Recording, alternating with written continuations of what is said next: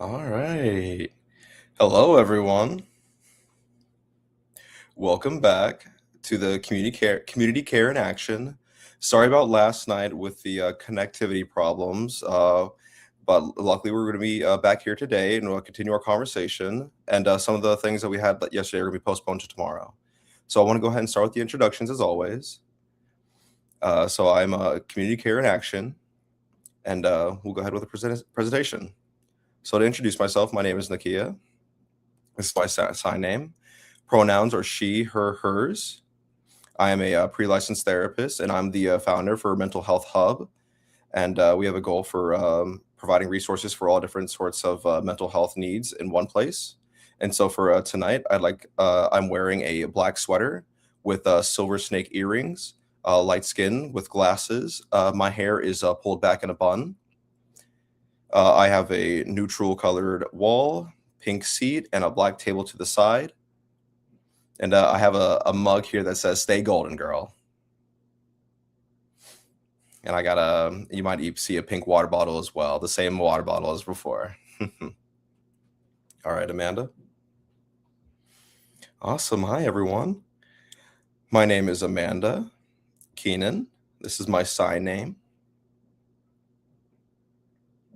And so I am an interpreter slash mentor slash adjunct professor slash presenter. I fill various roles, various hats in the community. My pronouns are she, her. Visual description, I am a white woman with red hair, blue eyes. I'm wearing a blue shirt that also happens to be a long sleeve. My background is a dark blue curtain. Okay, so before we proceed, I just want to say thank you to everyone who's involved with this session. It's really nice to see the community together and supporting each other, and we're keeping each other informed. Thank you to the interpreter who was able to show up and interpret for us as well too. We had an interpreter who wasn't able to support, but they're willing to provide a voiceover.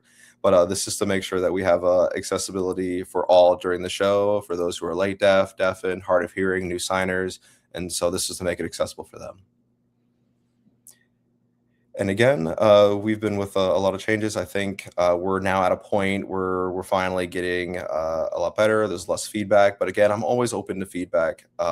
So please let me know how I can make this more accessible. And with the Community Care in Action, our goal really is to be a central resource hub, and we all are able to contribute and support each other. And so I know there's a lot of politics going on with ICE and et cetera. And so it's important for us to go ahead with, especially with what the media exposes. This gives us a moment to pause and learn from each other and the resources that we have available and benefit, and be able to connect with each other's experiences. And so it's really up to you decide what you want to take from this, what you want to learn from this here. And so you'd be able to build up your toolbox and figure out what helps you best in navigating in life. And also, it's important to be respectful in the space, and everyone has their own life experiences, their own life journeys. And it's very courageous for yourself to be able to come here and share your information with that. And so thank you. And thank you again, Amanda, for showing up this evening to share with us with your presentation. So I'll go ahead and give you the floor. Awesome. Thank you so much. First thing, I really wanted to say that I appreciate the note about the lived experiences. Everyone's on their own journey, they all have their own various paths. And so for myself, when I was presenting about neurodivergence, that's always one of the ways how I start my workshops. As a presenter, we typically will start, like I'm talking about myself and my lived experience, but you guys have your own lived experiences. Will it look the same? No, it's going to be different, and that's okay. And at the same time, I also do recognize with myself that I am privileged as a white hearing person. And but yes, I am also neurodivergent. Yes, I am a woman, and yes, there are other health things that go along with that, and I have experienced some challenges, but that looks different than others, especially in nowadays country, especially with the dialogue that's been going on since with race. And so I do acknowledge that I do have a lot of privilege. Um, a little bit about who I am and how I got to this moment. I would say around 4 years ago, my kid had gone to school, and it happened, there was an assessment done there, and, we had found out that, they were diagnosed. Her specific diagnosis, I will, keep it, concealed for personal reasons, but that was, we were able to find out that they were neurodivergent. So from there, I started to do my own research and learn more about neurodivergence. I was going through social media as well, following, influencers in the space and seeing people share their lived experiences. Watching them kind of give me an idea, an understanding. And that gave me a moment to really, analyze my own life and look back and reflect. And I was reflecting back on my professional life as an interpreter, and I realized that some of the things, reading through the symptoms, looking at my work, I realized that some things were challenging and I was able to connect the dots. So around at the same time, my friend, her name was Clara.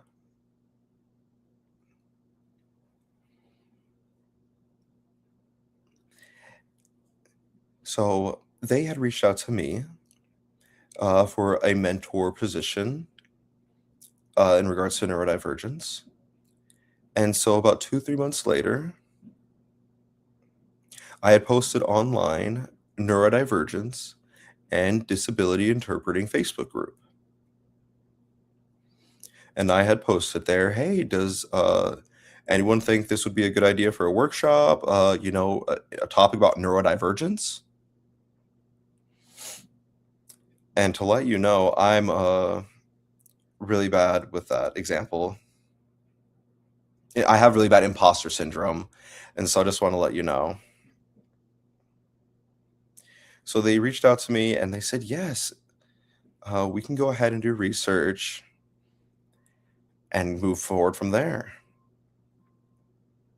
So then we went ahead and started a proposal for the first neurodivergence workshop in the 2023 RID conference.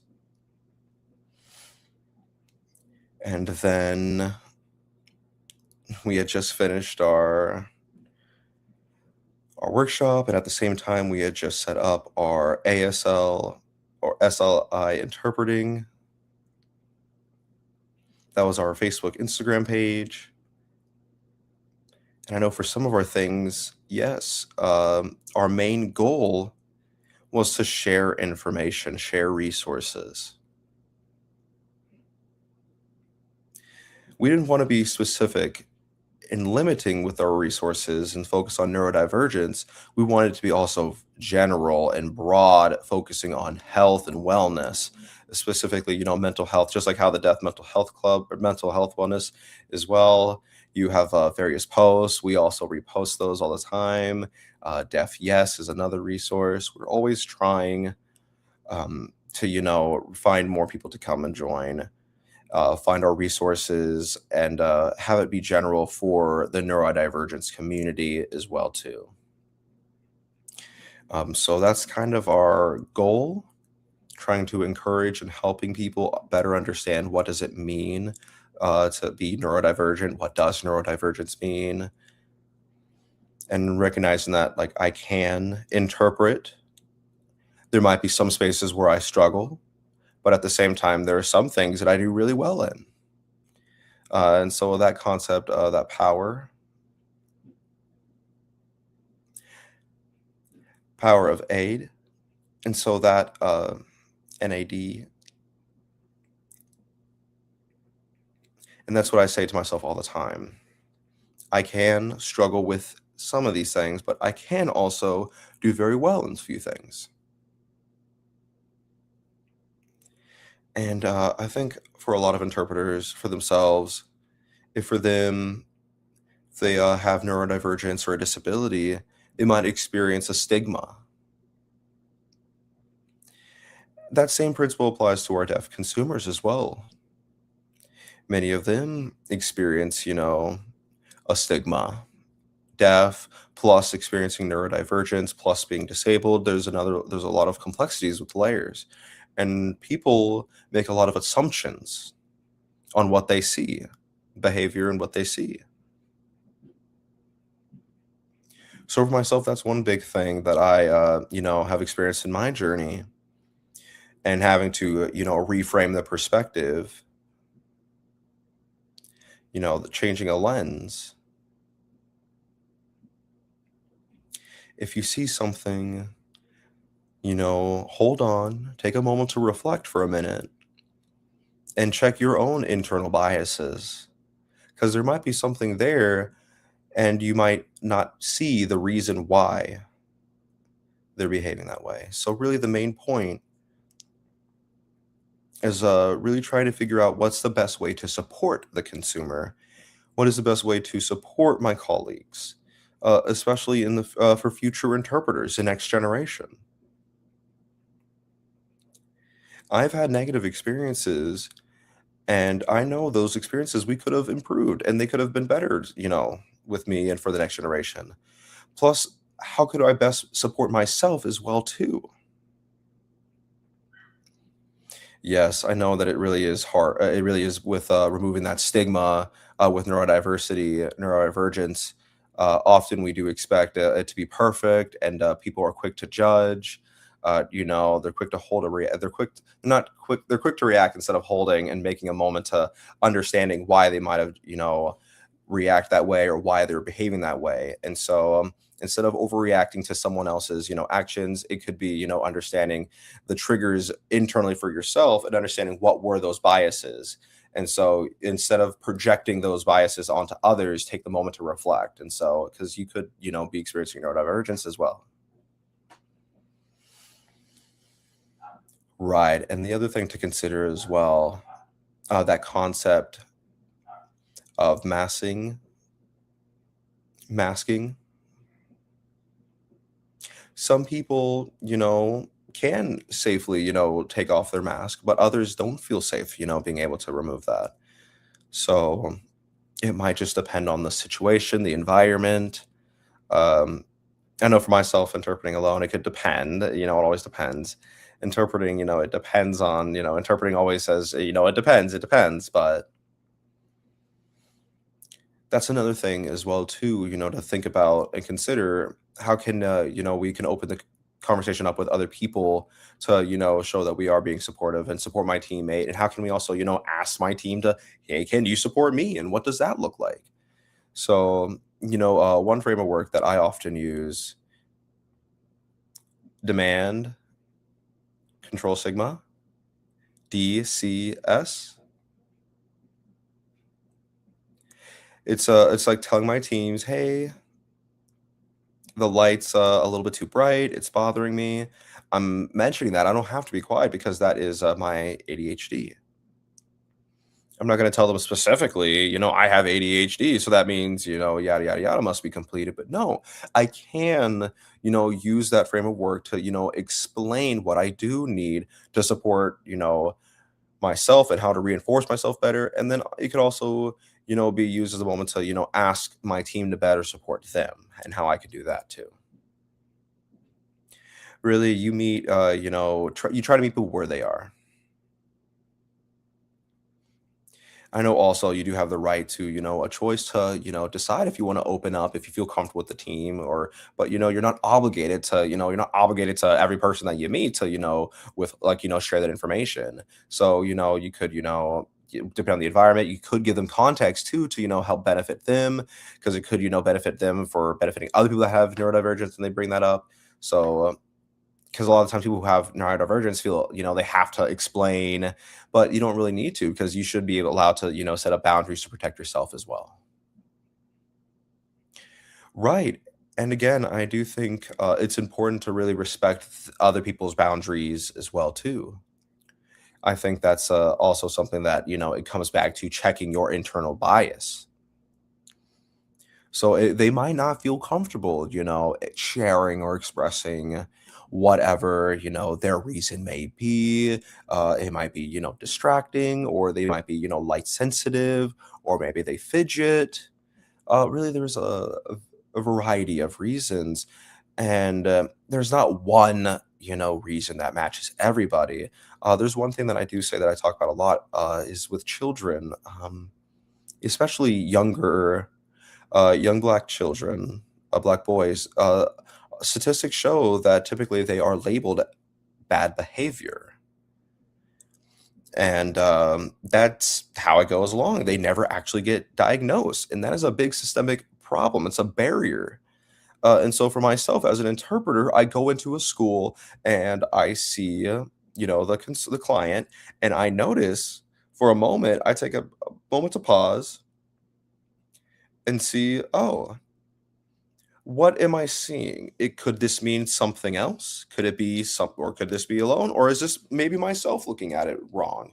Maybe that person themselves might be, neurodivergent, or but at that moment, take a pause, take a minute and think and reflect.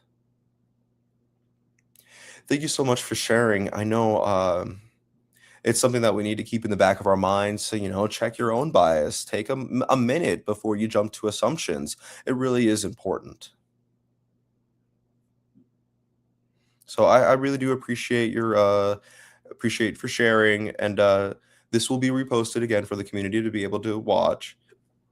And I do think it's important for a lot of dialogue to happen in regards to the mental health community to see that, in regards to this field, there wasn't a lot of talked about, and now today in mental health, it is okay to talk about various discussions. It is very talk about various topics. It is okay to find resources for help. It is okay to find out, you know what does it mean to do a walk along, and finding that support.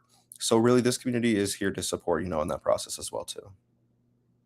Again, so thank you so much, Amanda, for showing up tonight. Thank you, everyone. You can share your information as well for us to follow. So again, thank you, and y'all have a good evening. Yeah, bye.